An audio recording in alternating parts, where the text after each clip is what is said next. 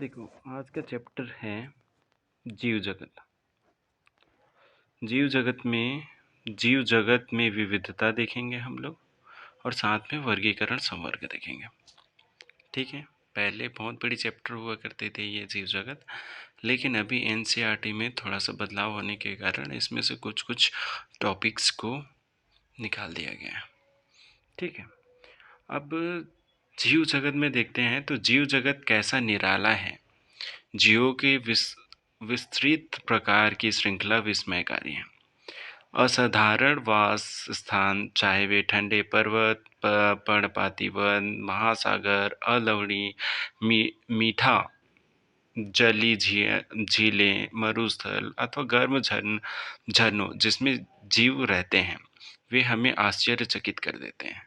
Sir पर दौड़ते हुए घोड़े, प्रवासी पक्षी, घाटी में खिलते फूल अथवा आक्रमणकारी सार्क की सुंदरता विस्मय तथा चमत्कार का आह्वान करती है।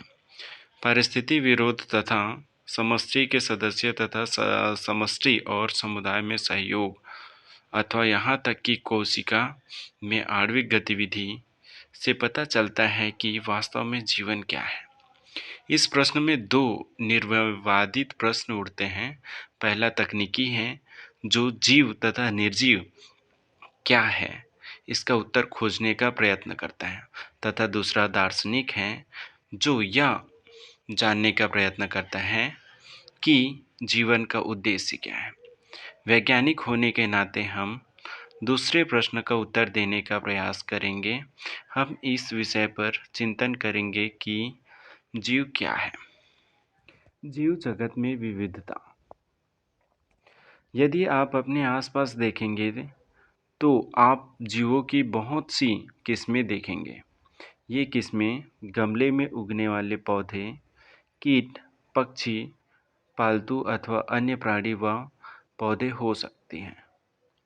बहुत से ऐसे जीव भी होते हैं जिन्हें आप आँखों की सहायता से नहीं देख सकते, लेकिन आपके आसपास ही हैं। यदि आप अपने अवलोकन की क्षेत्र को बढ़ाते हैं तो आपको विविधता की एक बहुत बड़ी श्रृंखला दिखाई देगी। स्पष्टतः यदि आप किसी सघन वन में जाएं तो आपको जीवों की बहुत बड़ी संख्या तथा उनकी कई किस्म दिखाई देंगी। प्रत्येक प्रकार के पौधे, जंतु अथवा जीव जो आप देखते हैं किसी एक जाति स्पीशीज का प्रतीक है। अब तक की ज्ञात वर्णित स्पीशीज की संख्या लगभग 1.7 मिलियन से लेकर 1.8 मिलियन तक हो सकती है। हम इसे जैव विविधता अथवा पृथ्वी पर स्थित जीवों की संख्या तथा प्रकार कहते हैं। हमें यह स्मरण कर रखना चाहिए कि जैसे जैसे हम नए तथा यहाँ तक कि पुराने क्षेत्रों की खोज करते हैं, हमें नई नई जीवों का पता लगता है। जैसे कि ऊपर बताया गया है कि विश्व में कई मिलियन पौधे तथा प्राणी हैं। हम पौधों तथा प्राणियों को उनके स्थानीय नाम से जानते हैं। ये स्थानीय नाम एक ही देश के विभिन्न स्थानों के अनुसार बदलते हैं। यदि हमने कोई ऐसी विधि नहीं निकाली जिसके द्वारा हम किसी जीव के विषय में चर्चा कर सकें, तो शायद इससे भ्रमकारी स्थिति पैदा हो सकती है। प्रत्येक जीव का एक मानक नाम होता है जिससे वह उसी नाम से सारे विश्व में जाना जाता है। इस प्रक्रिया को नाम पद्धति कहते हैं। स्पष्टतः नाम पद्धति तभी संभव है जब जीवों का वर्णन सही हो और हम यह जानते हो कि यह नाम किस जीव का है। इसे पहचानना कहते हैं। अध्ययन को सरल करने के लिए अनेक वैज्ञानिकों ने प्रत्येक ज्ञान जीव को वैज्ञानिक नाम देने की प्रक्रिया बनाई है। इस प्रक्रिया को विश्व में सभी जीव वैज्ञानिकों ने स्वीकार किया है। पौधों के लिए वैज्ञानिक नाम का आधार सर्वमान्य नियम तथा कसौटी है। इनको international code of botanical nomenclature यानी कि ICBN में दिया गया है। आप पूछ सकते हैं कि प्राणी का नाम कैसे किया जाता है। प्राणी वर्गीविदों ने international code of zoological nomenclature यानी कि ICZN बनाया है। वैज्ञानिक नाम की यह गारंटी है कि प्रत्येक जीव का एक ही नाम रहे। किसी भी जीव के वर्णन से विश्व में किसी भी भाग में लोग एक ही नाम बता सकें। वे यह भी सुनिश्चित करते हैं कि एक ही नाम किसी दूसरे ज्ञात जीव का ना हो। जीव विज्ञानी ज्ञात जीवों के वैज्ञानिक नाम देने के लिए सार्वजनिक मान्य नियमों का पालन करते हैं। प्रत्येक नाम के दो घटक होते हैं, वंश नाम तथा जाति संकेत पद। इस प्रणाली को, जिसमें दो नाम के दो घटक होते हैं, उसे द्विपद नाम पद्धति कहते हैं। इस नामकरण प्रणाली को कैरोलस लिनियस ने सुझाया था। इसका उपयोग सारे विश्व के जीव वैज्ञानिक करते हैं। दो शब्दों वाली नामकरण प्रणाली बहुत सुविधाजनक है। आओ आपको आम के उदाहरण द्वारा वैज्ञानिक नाम देने की विधि को समझाएं। आम का वैज्ञानिक नाम मैंजीफेरा इंडिका है। तब आप यह देख सकते हैं कि यह नाम कैसे द्विपद है। इस नाम में मैंजीफेरा वंश है, जबकि इंडिका एक विशिष्ट स्पीसीज अथवा जाति संकेत पद है। नाम पद्धति के अन्य सार्वजनिक नियम निम्नलिखित हैं। पहला, जैविक नाम प्रायः लैटिन भाषा में होते हैं और तिरछे अक्षरों में लिखे जाते हैं। इसका उद्भव चाहे कहीं से भी हुआ हो, इन्हें लैटिनीकरण अथवा इसे लैटिन भाषा का व्युत्पन्न समझा जाता है। जैविक नाम में पहला शब्द वंश नाम होता है, जबकि दूसरा शब्द जाति संकेत पद होता है। जैविक नाम को हाथ से लिखते हैं तब दोनों शब्द को अलग अलग रेखांकित अथवा छपाई में तिरछा लिखना चाहिए। यह रेखांकन उनके लैटिन उद्भव को दिखाता है। पहला अक्षर जो वंश नाम को बताता है वह बड़े अक्षर में होना चाहिए, जबकि जाति संकेत पद में छोटा अक्षर होना चाहिए। मैंजीफेरा इंडिका के उदाहरण से इनकी व्याख्या कर सकते हैं। जाति संकेत पद के बाद अर्थात जैविक नाम के अंत में लेखक का नाम लिखते हैं और इसे संक्षेप में लिखा जाता है। उदाहरण मैंजीफेरा इंडिका लीन।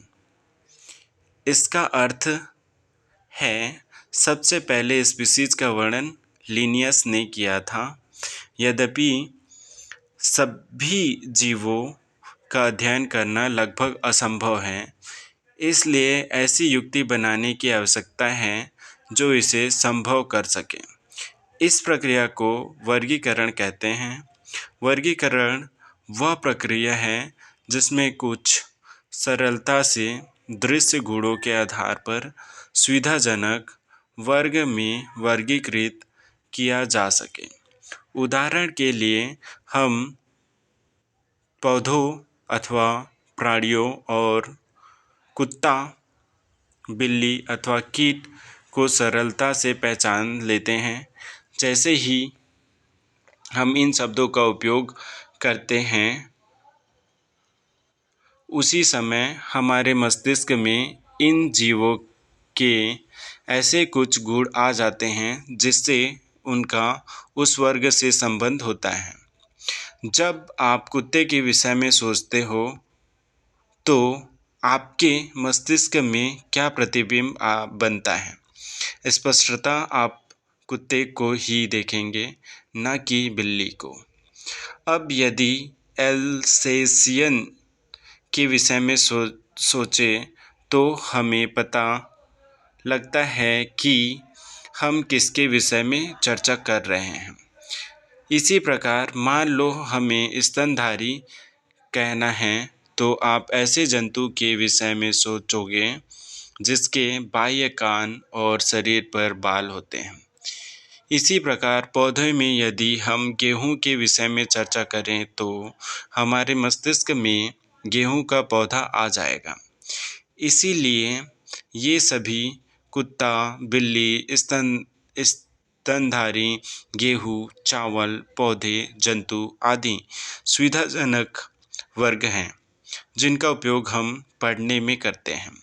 इन वर्गों की वैज्ञानिक शब्दावली टैक्सा है।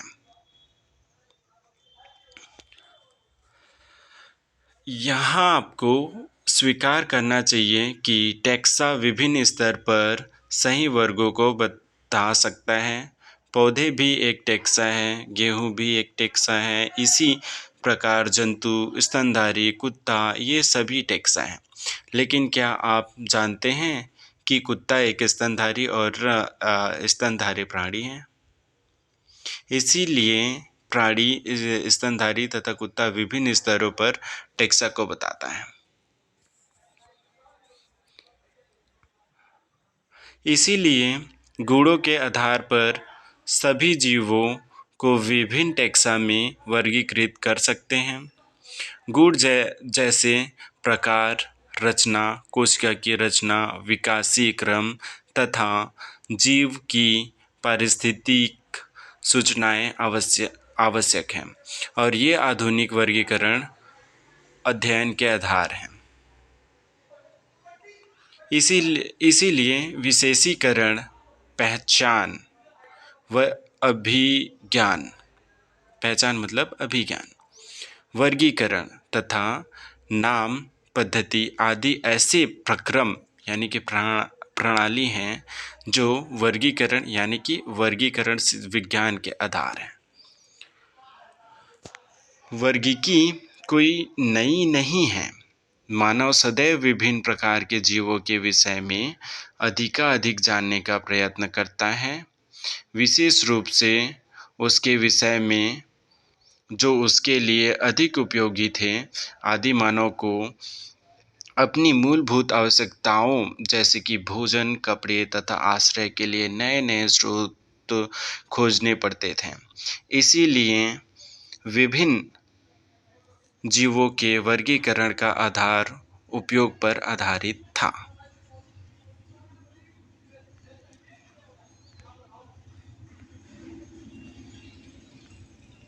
काफ़ी समय से मानव विभिन्न प्रकार के जीवों के विषय में जानने और उनकी विविधता सहित उनके संबंध में रुचि लेता रहा है।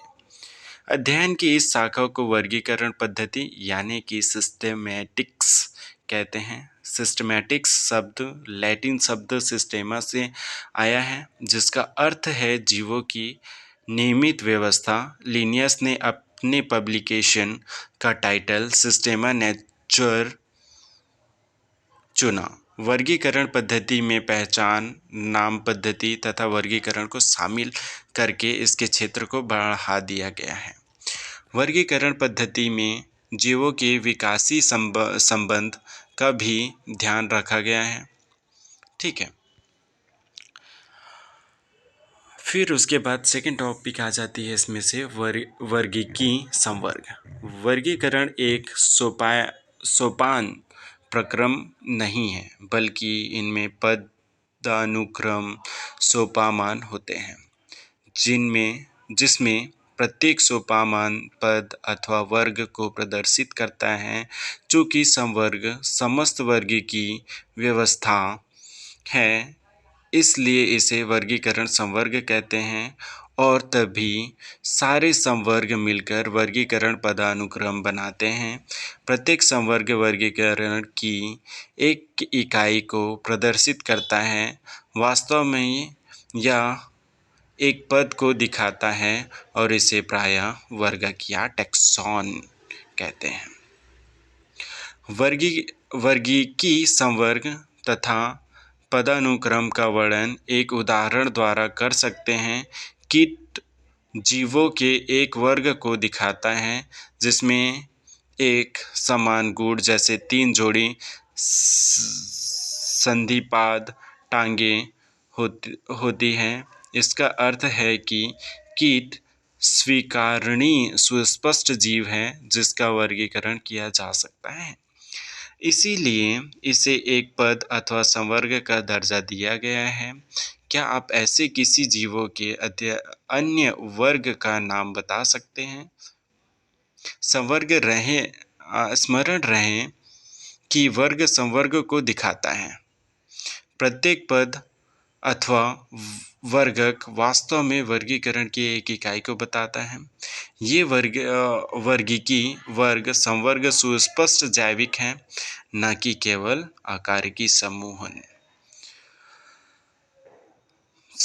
सभी ज्ञात जीवों के वर्गीकी अध्ययन से सामान्य संवर्ग जैसे जगत, किंगडम जिसे अंग्रेजी में किंगडम कहते हैं, संघ जिसे फाइलम कहते हैं, अथवा भाग, पौधों में भाग होता है, पौधे के लिए होता है, ठीक है।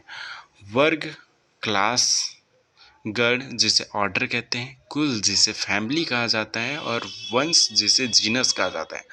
लास्ट में जो आती है वो जाति जिसे स्पीसीज कहा जाता है, का विकास हुआ। पौधों तथा प्राणियों दोनों में स्पीसीज सबसे निचले संवर्ग में आती है। अब आप यह प्रश्न पूछ सकते हैं कि किसी जीव को विभिन्न संवर्ग में कैसे रखते हैं। इसके लिए मूलभूत आवश्यकता व्यष्टि अथवा उनके वर्ग के गुणों का ज्ञान होना है। यह समान प्रकार के जीवों तथा अन्य प्रकार के जीवों में समानता तथा विभिन्नता को पहचानने में सहायता करता है। स्पीसीज जिसे जाति कहा जाता है, ठीक है। वर्गीकी अध्ययन में जीवों के वर्ग जिसमें मौलिक समानता होती है उसे स्पीसीज कहते हैं। हम किसी भी स्पीसीज को उसमें समीपस्थ संबंधी स्पीसीज से उसके आकारिकी विभिन्नता के आधार पर उन्हें एक दूसरे से अलग कर सकते हैं। हम इसके लिए मैंजीफेरा इंडिका आम का वैज्ञानिक नाम है, सोलेनम ट्यूबरोसम आलू का वैज्ञानिक नाम है तथा पैंथेरा लियो शेर का वैज्ञानिक नाम है के उदाहरण लेते हैं। इन सभी तीनों नामों में इंडिका, ट्यूबरोसम तथा लियो जाति संकेत पद हैं, जबकि पहले शब्द मैंजीफेरा, सोलेनम, पैंथेरा के नाम वंश के नाम हैं और यह टैक्सा अथवा संवर्ग का भी निरूपण करता है। प्रत्येक वंश में एक अथवा एक से अधिक जाति संकेत पद हो सकते हैं। प्रत्येक वंश में एक या एक से अधिक जाति संकेत पद हो सकते हैं जो विभिन्न जीवों जिसमें आकारिकी गुण समान हो की को दिखाते हैं। उदाहरण पैंथेरा में एक अन्य जाति संकेत पद है जिसे टिग्रिस कहते हैं। सोलेनम वंश में नाइग्रम, मेलांजेना भी आते हैं।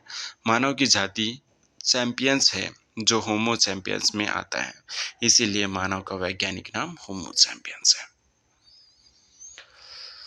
वंश जिसे जीनस भी कहते हैं, वंश में संबंधित स्पीशीज का एक वर्ग आता है जिसमें स्पीशीज के गुण अन्य वंश में स्थित स्पीशीज की तुलना में समान होते हैं। हम कह सकते हैं कि वंश समीपस्थ संबंधी स्पीशीज का एक समूह है।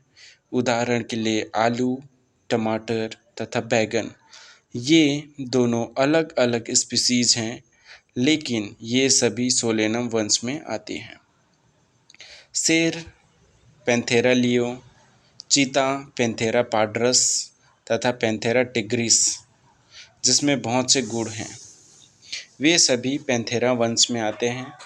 यह वंश दूसरे वंश फैलिस, जिसमें बिल्ली आती है, से भिन्न है।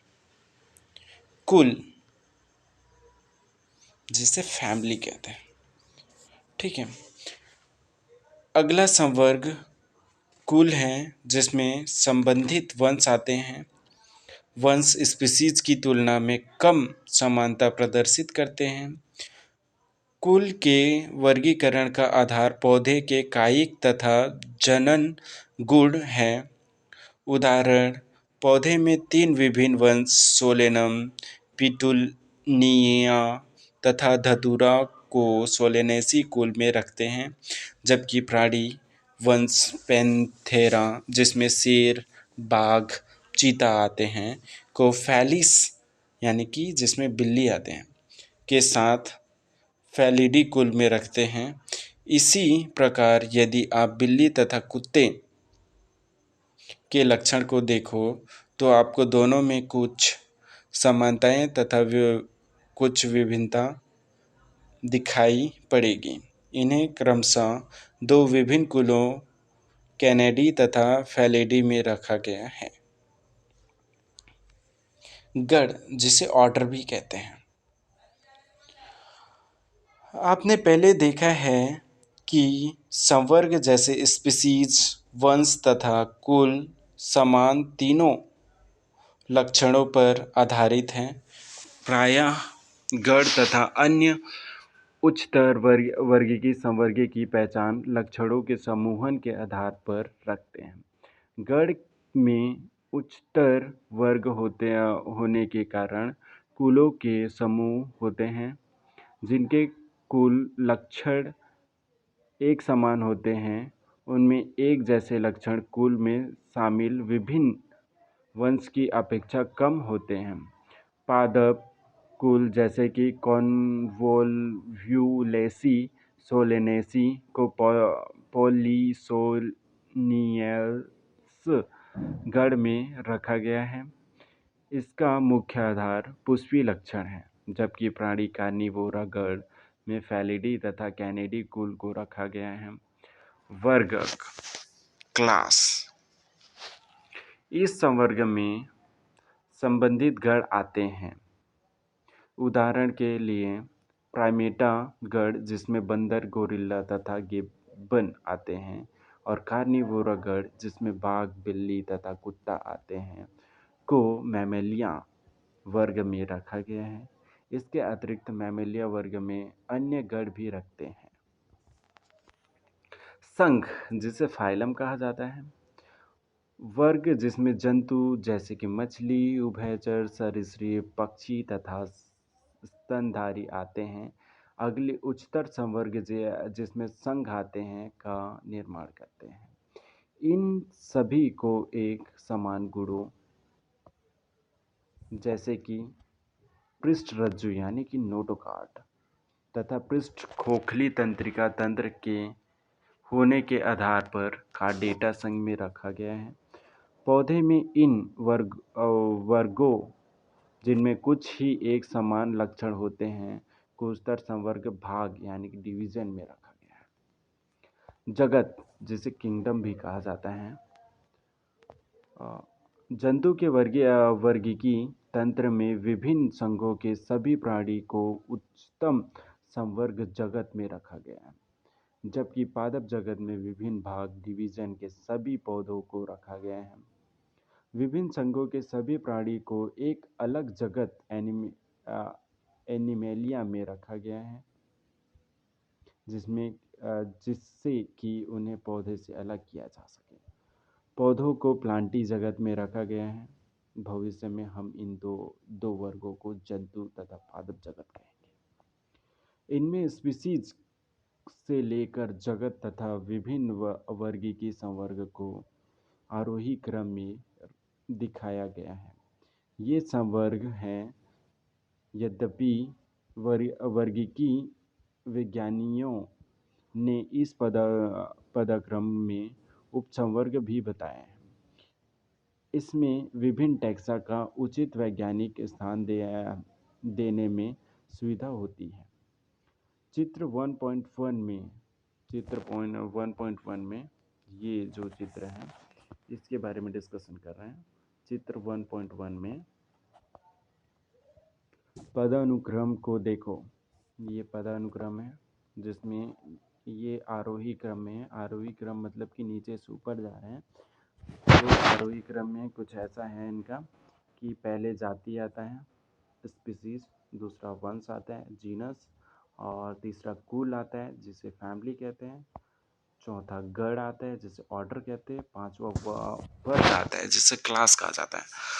और एनिमल की दृष्टिकोण से देखा जाए तो संघ आता है जिसे फाइलम कहा जाता है। और अगर प्लांट की दृष्टिकोण से देखें तो उसी को जिसको संघ संघ कहते हैं एनिमल में, वहीं पे प्लांट के दृष्टिकोण से देखा जाए तो उसके डिवीज़न कहते हैं। और ये एक जगत का निर्माण कहते हैं जिसे किंगडम भी कहा जाता है। अब हम लोग आगे डिस्कशन करते हैं ना। आगे डिस्कशन में ये है कि पदानुक्रम को देखो। क्या आप इन व्यवस्था के आधार पर स्मरण कर सकते हो? उदाहरण के लिए जैसे जैसे हम स्पीसीज से जगत की ओर ऊपर जाते हैं वैसे ही समान गुणों में कमी आती जाती है। सबसे नीचे जो टैक्सा होगा उसके सदस्य में सबसे अधिक समान गुण होंगे। जैसे जैसे उच्चतर संवर्ग की ओर जाते हैं उसी स्तर पर अन्य टैक्सा के संबंध निर्धारित उच्चतर संवर्ग की ओर जाते हैं। उसी स्तर पर अन्य टैक्सा के संबंध निर्धारित करने में अधिक कठिनाई हो जाती है। इसीलिए वर्गीकी की समस्या और भी जटिल हो जाती है। तालिका 1.1 में कुछ सामान्य जीवों जैसे कि घरेलू मक्खी, मानव, आम तथा गेहूं की विभिन्न वर्गीकी संवर्ग को दिखाया गया है। जैसे मानव का जैविक नाम क्या है? मानव का जैविक नाम है होमो सैपियंस।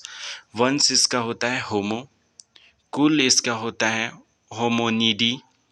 गण इसका होता है प्राइमेट। वर्ग मेमेलिया। और संघ आता है कार्डेटा। वहीं घरेलू मक्खी को मस्का डोमेस्टिका कहते हैं, वैज्ञानिक नाम है इसका। वंश है मस्का। कुल है इसके म्यूसिडी। गण है इसका डिप्टेरा। और वर्ग है इसका इंसेक्टा। संघ या फिर भाग की बात करें तो ये आता है आर्थ्रोपोडा। ठीक है। आम का वैज्ञानिक नाम मैंजीफेरा इंडिका है। वंश है इसका मैंजीफेरा। कुल है इसका एनाकर्डिएसी। वहीं पे गढ़ है इसका सेपिनडेल्स। और इसका वर्ग जो है डाइकोनिलीडनी। और इसका संघ जो है एंजियोस्पर्म है। गेहूं है ट्रिटिकम एस्टिवम। गेहूं का वैज्ञानिक नाम ट्रिटिकम एस्टिवम है। वंश इसका आता है ट्रिटिकम। कुल इसका आता है पोएसी। और गढ़ इसका आता है पोयल्स। और साथ में वर्ग इसका आता है मोनोकोनिलीडनी। और इसका जो भाग होता है वो एंजियोस्पर्मी होता है। ठीक है। फिर उसके बाद कुछ सारांश दिया गया है। मैं सारांश में आप लोगों को हाइलाइट्स पॉइंट बता देता हूँ, ज़्यादा बेटर रहेगा। ठीक है। हाइलाइट्स पॉइंट में जैसे कि यहाँ पे अपन लोग आ जाते हैं मैं देखता हूँ अंडरलाइन हो पाए तो। ये जैसे कि अभी तक की स्पीसीज की जो खोज हुई है उसमें 1.7 मिलियन से लेकर 1.8 मिलियन की, ये है एक हाईलाइट पॉइंट में। फिर उसके बाद अगर हाईलाइट पॉइंट में अगर जाएं तो सबसे पहले आ जाते हैं ये अपनी हाईलाइट पॉइंट है। अगर अगर कोई पूछ दे कि क्या पूछे कि जीव वैज्ञानिकों ने स्वीकार किया, पौधे पौधे के लिए वैज्ञानिक नाम का एक आधार सर्वमान्य रहा, कसौटी रही, जिनका इंटरनेशनल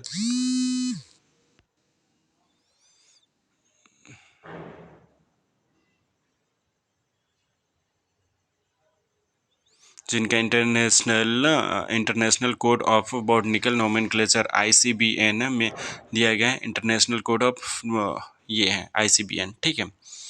ICBN हाईलाइट पॉइंट है। वहीं पे अगर प्राणियों के लिए कहा जाए तो international code code of zoological nomenclature आ जाता है, ठीक है। ये हाईलाइट पॉइंट है इसका।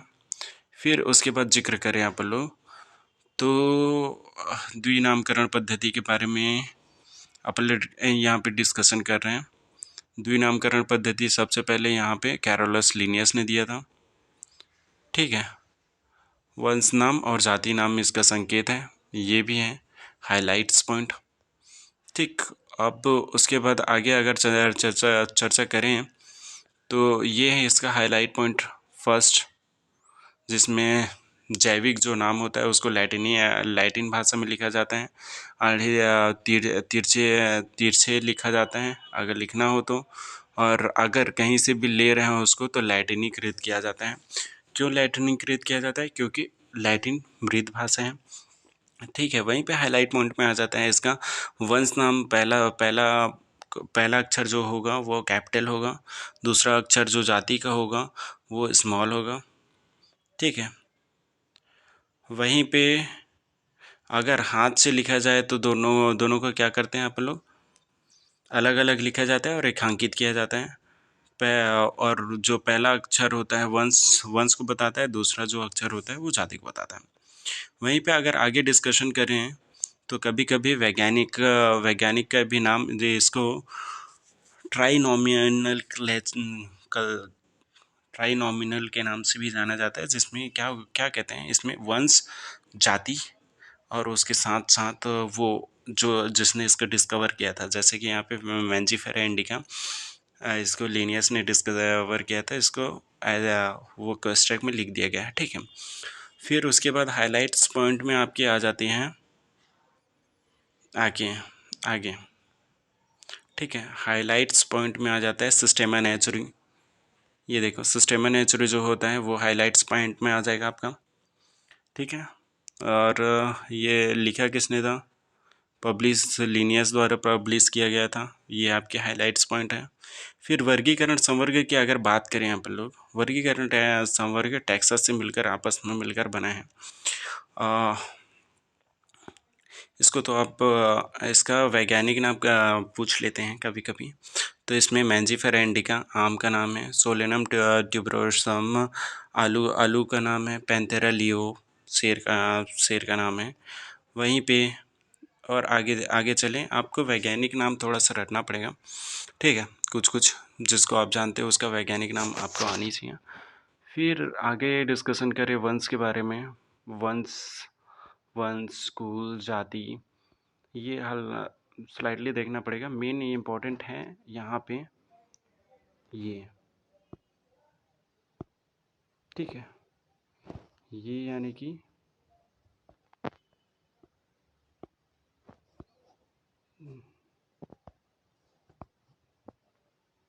ये वाला पूरा डायग्राम आपका इम्पोर्टेंट है, ठीक है। जो ये दिखाया गया है ये वाला, इसके एक स्मॉल सा ट्रिक भी है, कीप प्लेट क्लीन फैमिली और सिक, ऐसा करके, ठीक है। जिसके अंतर्गत ये आता है कि कीप प्लेट क्लीन।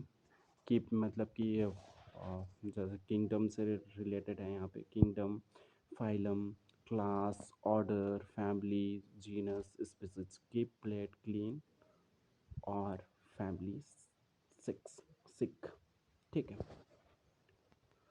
तो इस तरीके से आपका फैमिली जीनस स्पीसीज सारे के नाम आ जाते हैं।